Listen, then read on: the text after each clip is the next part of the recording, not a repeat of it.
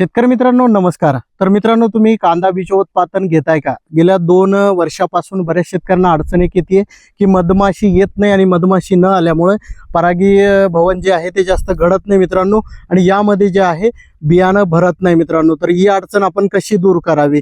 तर यासाठी मित्रांनो, मधमाशी आपल्या प्लॉटमध्ये येण्यासाठी आपण जे आहे गुळाचं पाणी जे आहे एका वाटीमध्ये वेगवेगळ्या अंतरावरती ठेवू शकतो, किंवा जो मटका आहे, आपण जो बाजारामध्ये मटका भेटतो त्या मटक्यामध्ये पाणी भरून जे पोतं मिळतं आपल्याला, ते पोतं ओलं करून तुम्ही दिवसातून सकाळच्या वेळेस ओलं करायचं आणि त्यावरती पाणी मारून 3 वेळेस पाणी मारायचं। ते पोतं ओलं ठेवून आपल्याला वेगवेगळ्या क्षेत्रावर ठेवणं आवश्यक आहे, ज्यामुळे त्या पाण्यासाठी आणि गुळासाठी मधमाशी आकर्षित होते आणि तुमच्या प्लॉटमध्ये येते आणि परागीभवनाची जी क्रिया आहे ती जास्तीत जास्त घडते आणि पूर्णपणे याच्यामध्ये बियाणं हे भरतं मित्रांनो।